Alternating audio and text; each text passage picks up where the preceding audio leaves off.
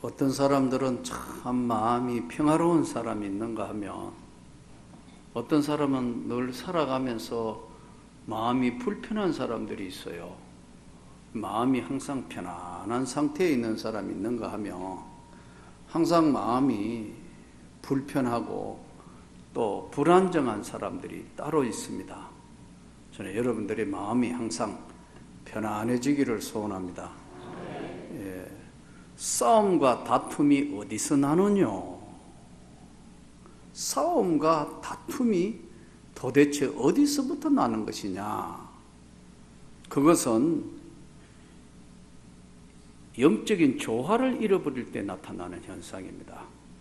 물론 이건 영적인 것이기도 하지만 인간론으로 돌아서 정신의학적으로 보면 정서불안, 감정불안 또는 자학, 열등감 이런 것들이 굉장히 내재되어 있는 사람은 조금만 하면 아주 세상말로 얘기하면 뚜껑이 열려가지고 막 그냥 할 말 안 할 말 다 해버리는 그런 상태 같아요.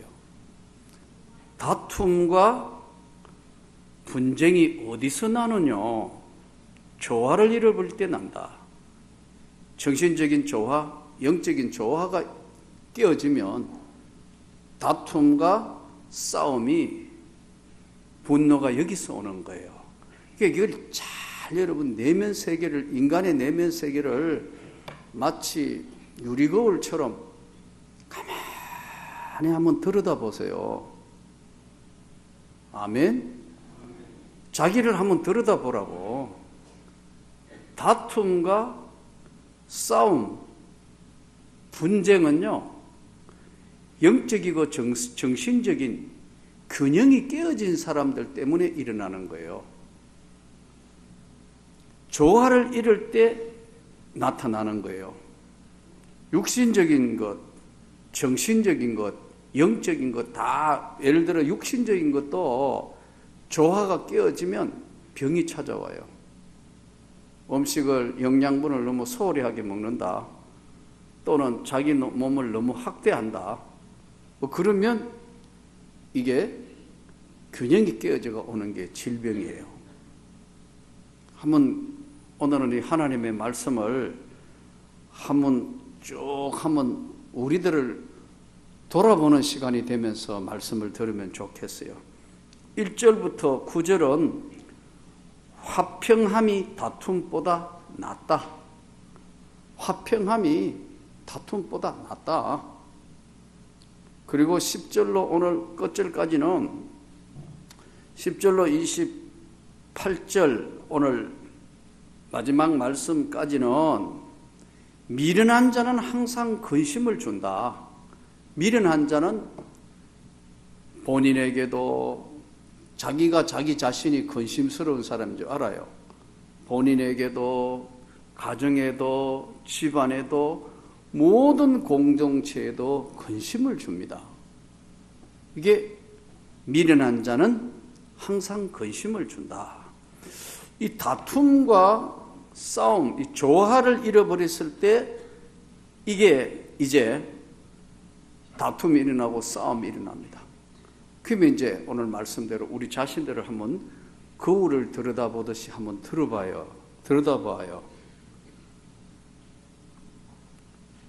정신적으로, 정서적으로 안정되어 있는 사람은요, 누가 조금 자극적인 말을 해도요, 금세 동요되지 않습니다. 안 그래요? 맞죠? 조금 자극적인 이야기를 해도, 그래? 저 사람이 왜 나에게 그런 말을 하지? 한번 되씹고 생각하고 넘어가는데, 금세 반응이 딱 즉시 균형이 안 맞는 사람들은, 조화가 깨어진 사람들은 조금만 상대에게 자극적인 이야기나 자극적인 것 온다 하더라도 곧 행동으로 돌입을 해요. 여러분, 이런 경우 가끔 이제 있는데, 자동차를 몰고 가다가 보면 계속 앞에 끼어들게 하거나 아주 예를 미기는 사람이 있어요. 예. 그래가지고 자기가 잘못했는데도 차문 열고 막 욕하고 가는 사람이 있어요. 예. 오늘도 아파트에서 차를 몰고 나와가 이렇게 이제 우회전 받아 나가야 되니까 이렇게 신호를 받고 있는데 계속 뒤에서 빵빵거려요.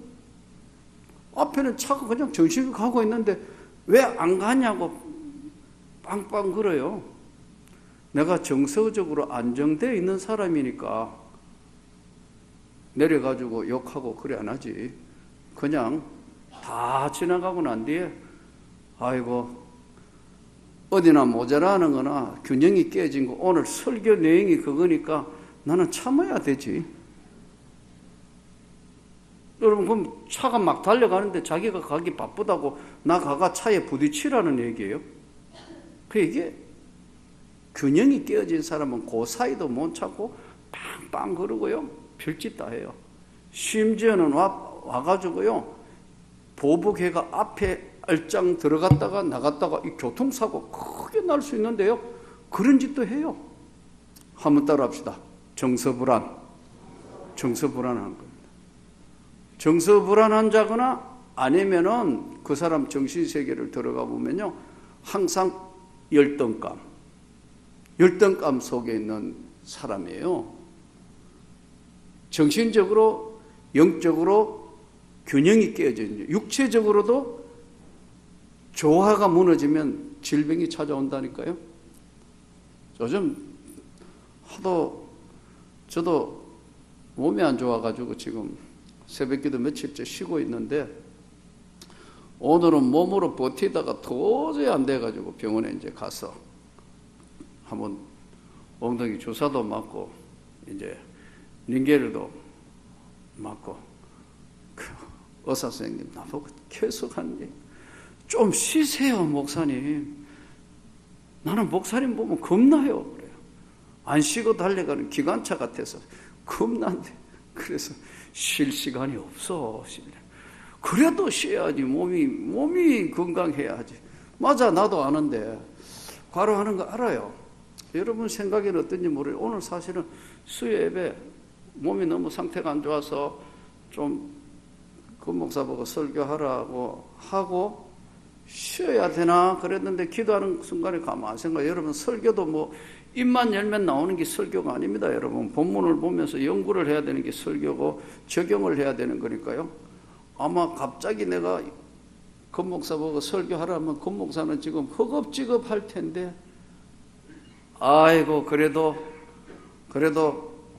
계속해서 성경을 봤고 준비를 좀 했던 내가 낫겠지 하고 나오게 된 것이라서 여러분 이 말을 하는 나도 참 너무 과로하기 때문에 균형이 잘 안 맞을 때가 있어요. 그러나 여러분 육적으로도 균형이 안 맞으면 이게 질병이 찾아온 영양가가 안 맞다든가 운동이 부족하다든가 아니면 정서적인 불안은 정신적이고 영적인 건 눈에 안 보이잖아요. 중요한 거는 육신은 몸이 아프니까 검사 알아보잖아요.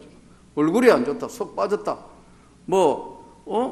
창백하다, 다 알고 자기 몸이 불편하니까 다 알지만 정서적으로 불안하고 영적으로 불안정한 이것은 알 길이 없다 이거예요. 그러나 한 가지 분명한 것은 조금 전에 말 정세는 알 수 있다. 그러면 여러분 치유 방법이 한 가지 있어요. 아까 말씀드린 자기가 자기 자신을 한번 가만히 한번 들여다봐요. 첫 번째 단계가 뭐냐면 인정 단계예요. 그 인정해야 돼. 자기 좋아하는 사람이 한 사람도 없어요. 자기 그 사람을 좋아하는 사람이 한 사람도 없어요. 예. 만일에 이런 사람이 담임 목사가 되면 이제 난리가 나는 거예요. 정말 문제가 생기는 거예요. 마음대로 바꿀 수도 없고 이렇게 할 수도 없고. 그래서 저 늘 그런 이야기하면 담임 목사 청빙할 때 가끔 이제 저보고 추천을 해서 누구 이야기하면 내 말대로 누구든지 추천하면 뽑을래? 또 안 그렇거든요. 학교를 어디 나왔나, 공부는 어디까지 했으며, 목회 경험은 어느까지냐, 다 따진데 제일 중요한 게 뭐냐면 심성, 마음, 인격. 이게 정서불안자는 화나면 온 교인한테 다 화풀이야. 또 그리고 자기가 불안한 걸 모르고 정말 성도들의 삶이 얼마나 고달프고 힘들다는 건 다 잊어버리고 자기 생각만 하고 함부로 말을 막 해요. 여러분, 우리가 오늘 이 균형이 깨어지면 조화, 균형이 깨어지면 싸움과 다툼이 나는 줄 알고 나는 평소에 좀 남편하고 자주 다툰다. 오늘 남자 집사님들 또 우리 남자분들은 나는 아내하고 좀 잘 다툰다. 이런 분들은 오늘 말씀을 듣고 한번 자기를 한번 돌아보는 시간이 되었으면 좋겠어요. 그렇다고 내가 손들어 보라는 소리는 안 할 테니까. 다 보는데 그런 이야기 할 수 없잖아요. 인격적인 문제. 근데 아까 말씀드린 것처럼 정서 불안한 사람들은요, 자동차를 몰고 가도 그 사람들은 불안정해요. 예를 들어 볼까요? 연말쯤에 지금 음주운행 때문에 한 해 사고가 굉장히 많이 나요. 그런데 음주운행 해가지고 걸리면요, 다 안 먹었다 그러고요, 불을 하면 푹푹 이리 분다고. 그리고 전부 거짓말하거나 2컵 마셨다 하고 전부 거짓말이에요. 저는 오늘 만취했기 때문에 죄송합니다. 그런 운전사가 거의 없다는 거예요. 협박형, 공갈형, 아니면은 뭐 완전히 딱 잡아 떼기형, 별게 다 나오는 거예요. 여기서 오늘 우리가 첫 번째 단계에는 다툼이나 이 모든 싸움은 균형이 깨어진 데서 온다. 가정이 이 세상에 가장 소중한 것이 가정인데도 다툼이 일어나는 것은 무엇 때문에 오느냐? 본인의 요구만 하는 거예요. 상대의 필요한 것, 상대가 원하는 것, 상대가 정말 소원하는 것을 먼저 들어주고 여러분 이야기를 하면 다 들어줄 거 아니에요. 그런데 이런 정서적이거나 영적으로 안정이 안 돼 있는 사람들 한번 보세요. 요즘에 특히 이제 결혼해서 가정이 많이 깨어지는 것은 우리나라 교육에 문제가 있습니다. 제가 볼 때는 인성교육은 안 하거든요. 나도 학교 교사였지만 전부 몇 점 받느냐 이거로 다 끝내버렸어요. 인간이 되는 교육을 해야 되는데 전부 몇 점 받는 게, 근데 사회에 딱 나오면 그 몇 점이 별로 도움 안 되거든요. 대학 나왔다, 우리나라 고등학교까지는 모든 교육이 유치원부터 지금 난리라. 뭐 우리 부근에 있는 이 유명한 유치원에 가려면 눈에 불을 켜야 되겠더구만요. 보니까 뭐 막 젊은 엄마 아빠가 울고 난리 났어요. 이야, 이거 참 문제가 많다. 유치원 여러분 뽑기 한 대 됐다고 뭐 그것도 할아버지가 뭐 나와가 제가 된 것보다 더 감사합니다 하고 막 그러는데 저 할아버지도 맛이 간 사람이죠. 왜냐하면 우리나라 교육이 여러분 인격 교육은 없어져 버렸어요. 그러니까 그렇다고 이걸 어떻게 할 수 있는 방법이 지금 교육 제도로는 제가 볼 때 쉽지 않거든요. 그러나 예전에 진짜 선생님 있었어요. 선생님 때문에 뻗나갈 아이들이 정말 제대로 교육이 되어서 인간이 되고 사회에 훌륭하게 인물이 되고 그랬어요. 그런데 오늘날은 그런 경우들이 거의 없으면서 학교가 학원화되면서 이 교육은 뿌리 저 아래부터 유치원에부터 시작된 거예요. 여러분, 제 말 오늘 잘 듣고 한번 생각해 보세요. 아이가 가장 안정된 것이 뭐냐면 가정입니다. 아이는 엄마로부터의 평안을 얻어요. 엄마가 정서 불안한 사람, 애들 다 정서 불안하고. 엄마로부터 아이는 영적이고 정신적인 안정을 가져요. 또 아빠라는 존재는 딸과 아들이 좀 다르긴 하지만 아빠라는 존재는 이렇게 하는데 아빠가 항상 보이지 않는 울타리가 되고 그들에게 친구가 되어주는 아이들 치고요. 범죄 일으키거나 사건 일으킨 아이 있으면 저한테 한번 이야기해 보세요. 한 명도 없어요. 10년이란 긴 세월 동안 내가 거의 학생과만 맡아가지고 일을 해봤는데 한 명도 없다니까요. 그러면 원점으로 돌아가서 한번 들여다봐요. 지금 이제 아이고 난 뭐 아이 다 키웠는데 나는 해당 아니에요. 이제부터 해당이 있어요. 손자 손녀를 잘 키워야 된다니까요. 손자 손녀를 이 아이하고 계속 스킨십하고 이 아이하고 관계를 잘 해놓으면 아이는 어느 군데나 안정을 아이가 평영추처럼 마치 배가 바다를 갈 때 물을 채워가지고 균형을 이루는 것처럼 영적이고 정신적이고 또 육신적인 균형을 이룰 수 있는 건 누가 있느냐 하면은요, 균형을 잡아주는 사람이 있어야 되는 거예요. 아멘. 교회도 마찬가지입니다, 여러분. 교회 와서 여러분들이 제가 늘 말씀드리지만 이 교회 와가 어떨 때 외롭고 힘들고 지쳤을 때는 여기 와서 기도할 때 그 마음속 깊은 곳으로부터 주님의 위로함이 있어야 이게 교회예요.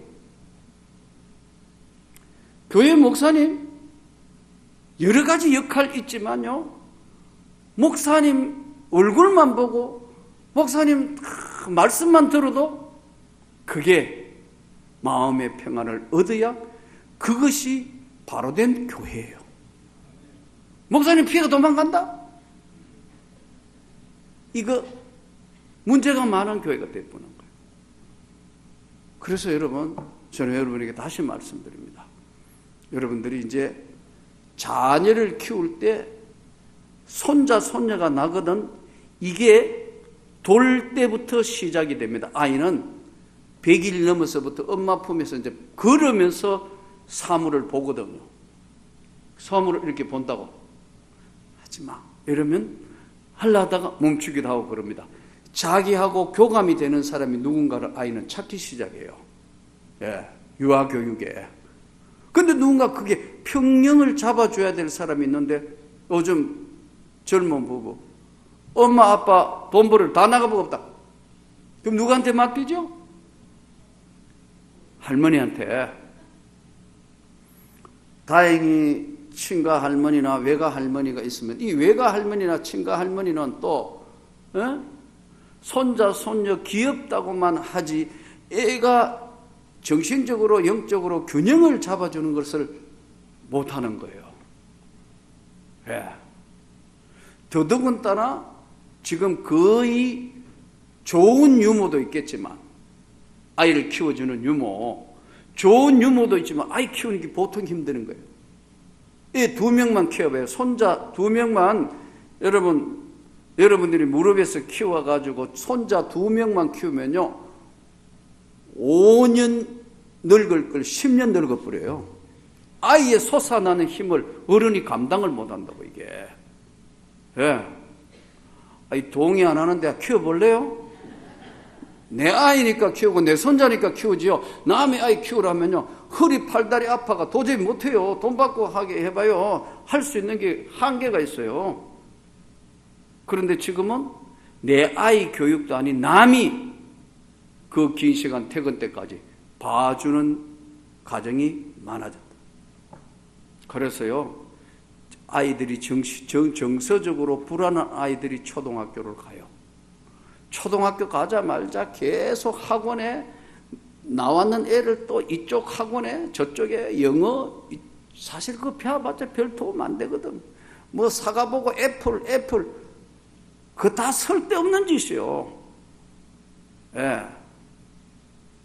언어는 영어라는 것뿐만 아니라 다른 언어도 다 있지만 언어는 문화예요.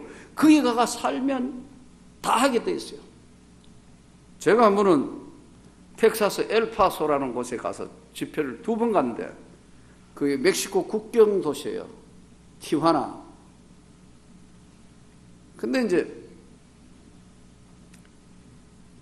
그 교회는 이제 미군 부대, 쉽게 이야기하면은 국제 결혼한 사람들, 옛날에, 요즘은 국제 결혼한 사람들 참 뭐 그런 대로 이상하게 봐주지 않고 그렇지만 그 옛날에 미군들이 와서 국제 결혼한 사람들, 여자분들은요, 정말 참 학력이나 삶이 너무 격차가 나는 거예요. 근데 이제 교회는 퇴역 군인하고 미군 군인들이 많이 있는 도시다가 보니까 그런 사람들만 모여가지고 교회가 세워졌어요. 교회도 예쁘게 잘 지었고요. 국경지대니까 이제 장사도 원활하게 되고. 근데 너무너무 놀라운 게요. 여자분 백인, 남자분이 백인이고 여자분이 국제 결혼하는 아주머니인데 영어를 진짜 잘하는 게라. 영어를.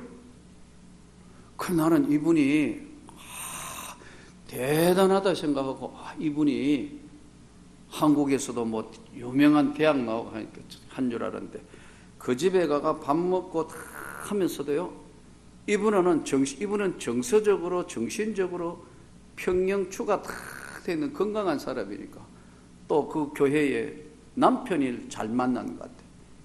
옛날에 소위 미군 부대 근방에 살던 여자들 남자 만나가 결혼하는 이것은 참 우리나라의 슬픈 역사에 해당하는 부분인데 자기 초등학교 중퇴했다더라. 그러고 어떻게 거기서 미군 남자 사귀어서 이렇게 해서 이민을 왔다.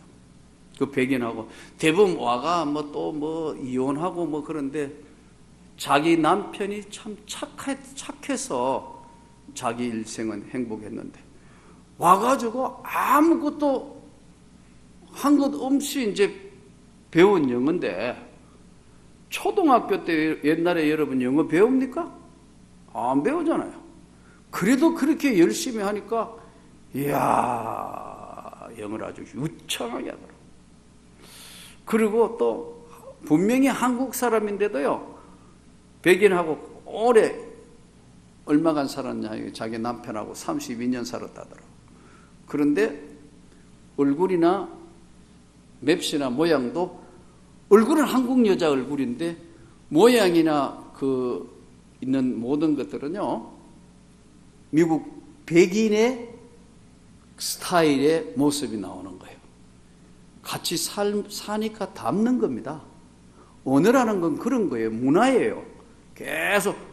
그러니까 자기가 그 지역에 제일 처음 왔고 자기가 한 사람씩 전도해가 처음 와가지고 밖에 안 나오고 있는 사람들, 한국 사람들 다 하나씩 끌어내가지고 해서 교회 만들었고 오늘 이 교회가 이루어졌다. 그래서 목사님 한번 초청하게 됐고 이야기를 듣고 난데 그렇구나. 여러분, 그러나 다 안정된 사람이 아니거든요. 그러다가 보니까 문제가 생기고 항상 다툼이 생기고 싸움이 일어나고 결국은 돌아서게 되고 여러 가지 문제가 생깁니다. 오늘 성경은 이렇게 이야기합니다. 마른 떡 한 조각만 있으면서 화목한 것이 육선이 가득하고 있는 집에 다투는 것보다 낫다. 다툼의 원인은 영적, 정신적, 정서적 균형이 깨어지는데 그 첫째는 본인의 심령에 사랑이 고갈됩니다. 본인의 심령에 사랑이 고갈되면 다투어버립니다. 두 번째, 본인이 상대의 말을 안 듣는 고집형이 바로 다툼의 원인을 제공합니다. 상대의 말은 안 듣고 자기만 계속 주장하는 사람들, 그런 사람이 바로 다툼의 원인 제공자다. 세 번째, 성경적으로 이야기하면 말씀이 고갈됐다. 그 말씀이 고갈됐다는 걸 우리는 다른 말로 은혜가 고갈됐다. 그럼 우리는 착각하는 게 있어요. 막 기도 열심히 기도 잘하고 막 예배 늘 잘 참석한다고 이게 말씀이 그 사람 충만하다. 물론 말씀이 충만한 것이 좀 비례하기는 하겠지만, 여러분, 말씀이 고갈됐다는 것, 은혜가 고갈됐다는 건 뭐냐 하니까요, 하나님으로부터 단절된 은혜는 자기 거예요. 자기 은혜에 머무는 거예요. 위로부터 주시는 하나님의 은혜를 받아야 되는데 자기 은혜에 도취되어 있는 사람이 있어요. 저는 기도원 집회를 가끔 하기 때문에 기도원에 올라가가, 특히 여기 갈멜산 기도원이나 아니면 천부산 민족 기도원에 가가지고 낮 시간에는 그걸 잘 모릅니다. 근데 저녁 시간, 낮 시간 나오고 저녁 시간쯤 되면 이제 기도 꽤나 한다는 사람 모이거든요. 낮에도 갈급한 사람 오지만 저녁 시간쯤 되면 이제 막 갈급한 사람들 와가 기도합니다. 그런데 그 안에 있는 사람들 중에 한 번도 자기 스타일은 안 바꾸는 거예요. 그 사람이 문제예요. 왜냐하면 그건 자기 의에 갇혀 있어요. 예수님이 제일 싫어했던 사람이 바리새인과 서기관들이었어요. 그 사람들은 말씀 잘 알았어요. 예수님이 어디 태어나는 줄 알아. 미가서 5장 2절에 베들레헴 에브라다야, 너는 작지만 작지 아니하다, 너에게서 한 다스리는 자가 나오는데 목자가 나오리라. 알아요. 유대 땅 베들레헴에 예수님이 태어나는 그날도 동방박사가 왔던 그날도 헤로드 왕이 또 물어본다고 서기관들과 그들을 불러 모아놓고, 예수님이 어디서 나느냐? 왕으로 나시니까 어디서 나느냐? 유대 땅 베들레헴에 태어납니다. 그렇지만 자기는 안 가요. 왜요? 헤롯을 보고 있으니까. 자기 의에 갇혀 있는 사람. 제가 염려하는 건 우리 한국교회가 이 방향으로 자꾸 흘러가지 않느냐. 조심해야 돼요. 우리가 오늘 하나님 앞에 자기 의에 붙들려 있는 사람은 고치는 것이 쉽지 않습니다. 이것을 영적 병이라고 그럽니다. 영혼의 병든 것. 이거는요, 정말로 힘들어요.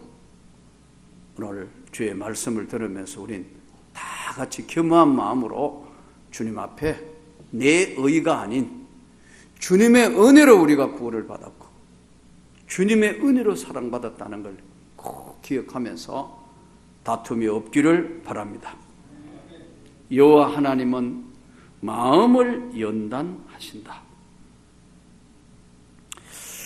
이 성경 3절 말씀에 여호와는 마음을 연단하신다는데 왜 마음을 연단하실까? 마음을 연단하시는 것은 강한 믿음을 소유하기 위해서 성경에 보니까 연단을 했어요. 연단이 없으면 얼마나 좋겠어요. 그렇죠?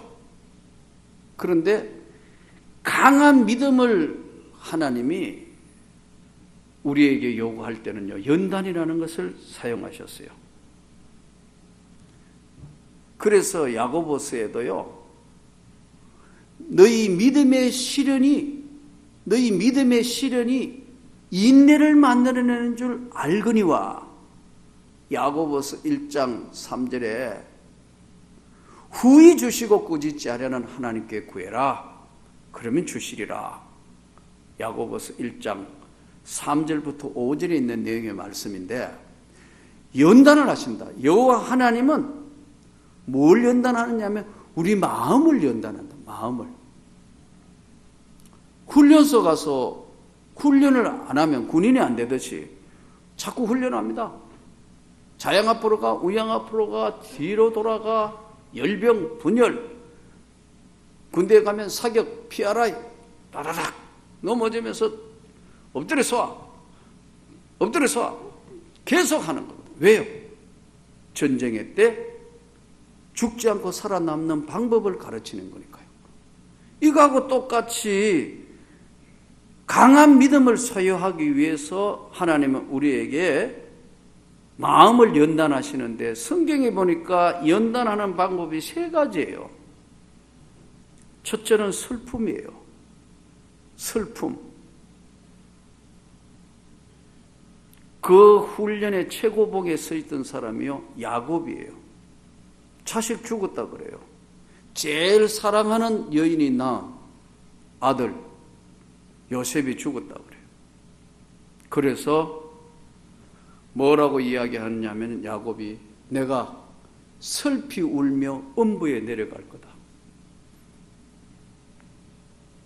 자식이 부모 앞에 죽었다는데, 가슴에 묻고 간다는데, 그래서 실제는 살아있는데도 사실은 11아들이 10아들이지, 이제 그 베냐민을 빼야 되니까 10명이 요셉을 미디안 상인에게 파는데 다 동조하는 거 아니에요, 결국은. 그래 놓고 또 거짓을 거짓으로 숨기기 위해서는 또 어떻게 해요? 예? 거짓을 거짓으로 숨기기 위해서는 또 거짓말 해야 되잖아. 양의 피를 묻혀가지고, 요즘 같으면 DNA 조사라도 해보겠는데, 사람 피인지 양의 피인지 피 묻은 거 그거 가져와가 옷, 채색 옷, 양의 피 묻혀가, 아버지 이거 요셉이 옷 맞습니까? 맞지, 뭐 자기도 알고 아버지도 아는지 뻔한 게 가짜 증거 가져와가 맞습니까? 요셉이 죽은 것 같습니다. 자식이 부모 앞에 죽었다는 소식에 야곱은 자기 자신의 허물어지는 것 같은 그런 슬픔을 통해서 연단을 받습니다. 그래서 야곱이 나중에 베냐민 붙들리고 이제 유다가 보정을 하면서 가야 합니다 하니까, 내가 슬피 울며 베냐민까지 못 오면 음부에 내려가는 것 같을 거다. 하루하루 삶이, 요즘 말로 하면 하루하루 삶이 지옥과 같은 삶이다. 그런데 죽었다던 요셉이가 다시 애굽의 총리가 되어서 수레를 보내온 걸 보고 창세기에 보면 이렇게 딱 정리해 놨어요. 야곱이 다시 기운이 소생한지라, 이렇게 간단하게 정리해 놨다고. 기운이 소생한지라 이렇게 정리해 놨어요. 그러니까 우리가 연단 받을 때에, 훈련을 받을 때 슬픈 일을 당했을 때는 이 슬픔을 자꾸 피하려고 하는데, 이 슬픔을 통한 하나님의 뜻을 발견하도록 노력하라는 거죠. 누구에게나 찾아오는 이 슬픔, 이것을 하나님의 뜻이 어디 있느냐 하는 것으로 발견하라는 겁니다. 하나님은 요셉을 통해서 말하게 하지 않습니까? 이 큰 재앙 때문에 하나님이 당신들보다 나를 먼저 앞서 애굽으로 보내셨나이다. 요셉이가 그렇게 이야기하지 않습니까? 난 당신들을 보복하지 않습니다. 형들이 요셉 앞에 벌벌벌벌 떨지 않습니까? 죽을까 봐. 이제 끝장났다고 벌벌벌 떨지 않습니까? 슬픈 방법을 때로는 사용하시고요, 때로는 질병을 통해서도 하나님이 사인을 보내십니다. 정신 차리라고, 회개하라고. 여러분 한번 깊이 들여다보아야 합니다. 육신의 질병을 통해서 돌아보는 시간, 그리고 고난을 통해서 다윗의 고난 10년 동안 대적에게 쫓겨다니면서 그는 다음에 통일왕국의 왕으로 등장할 때에 자신과 그 자기를 따르는 모든 사람들, 그리고 그 이스라엘의 통일 왕국이 왜 중요한 것인가를 분명히 아는 왕이 돼요. 그래서 지금도 이스라엘 국기가 다윗기예요. 그 부족들 전부 다 안아주고 통합을 시켜요. 그릇이 그렇게 됐다 이 말이에요. 그러니까 다투지 않는다는 거죠. 정서적으로, 정신적으로 분리되지 않은 사람, 안정이 되어 있는 사람. 다윗은 고난을 통해서 그 통일 왕국을 이루는 10년간의 쫓겨다니면서 훈련을 통해서 그 인격이 완성돼요. 슬픔을 통해서는 요셉을 통해서 하나님이 다른 길을 열어서 세계의 기근을 해결하게 해주시고, 질병을 통해서는 약할 그때의 곧 강함이라, 약해졌지만 그 약한 것이 강함이라고 바울 사도에게는 너는 엄청난 능력과 엄청난 권능과 다른 사람이 볼 수 없는 영적 세계를 다 너에게 베풀었지만 너는 가시가 바로 너의 은혜다. 약할 그때 강해지는 것이다. 역설의 복음. 이것이 오늘 우리에게 주는 교훈입니다. 미련한 자는 항상 근심을 준다. 10절부터 25절 내용을 보면은 누구든지 악으로 선을 갚으면 악이 그 집을 떠나지 않는다. 다툼을 좋아하는 자는 재가를 좋아하는 자요, 마음의 즐거움은 양약이다. 마음의 즐거움이 양약이다. 그럼 제가 여러 차례 말씀드렸지만 기쁘게 사셔야 합니다. 아멘. 가장 빛나는 아름다운 하루, 오늘 하루도 내 일생에 다시 바꿀 수 없는 가장 아름다운 하루, 내일의 해가 다시 뜨면 그 내일은 내가 세상에서 두 번 볼 수 없는 가장 아름다운 빛나는 하루, 하나님 또 나에게 주셨다. 이렇게 생각하고 살아라는 거예요. 마음의 즐거움은 이 땅의 삶의 어떤 것보다 귀한 양약이다.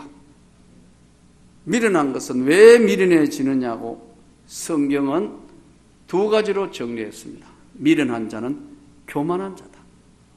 교만한 자가 미련합니다. 또 미련한 자는 근심을 주는 자다.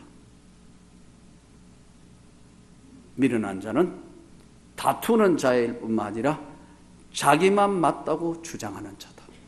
오늘 이 말씀을 들으면서 저와 여러분이 우리 주님이 즐거움이 되기를 원합니다. 우리 기도가 즐거움의 양약이 되기를 원합니다. 찬송이 즐거움의 양약이 되기를 원합니다. 말씀을 읽고 듣는 것이 양약이 되기를 원합니다. 이번 주간 몸이 너무 상태가 안 좋았기 때문에 사실 새벽 기도를 이틀, 오늘까지 3일 쉬었는데 의사 선생님 나보고 무조건 쉬어야 된다.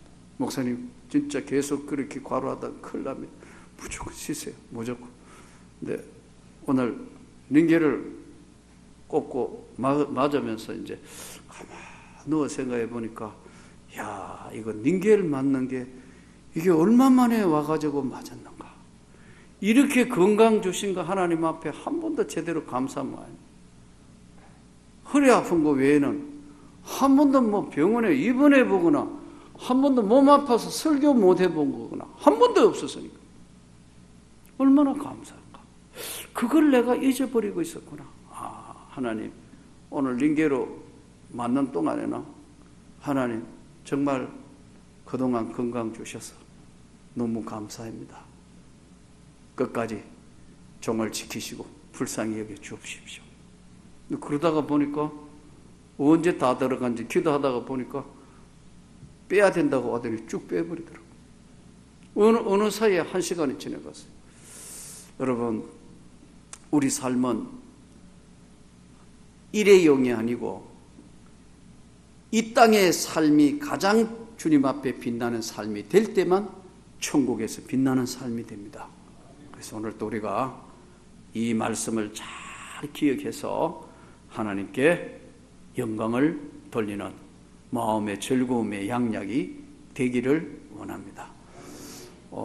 이번 주간 한 주간은 새벽 기도를 제가 좀 쉬도록 하겠습니다. 하도 의사 선생님이 나한테 반공갈 협박하시면서 펄쩍펄쩍 뛰니까 너무 무리하게 하는 것은 미련한 것 같아서 그래 하겠습니다. 제가 오늘 그랬습니다.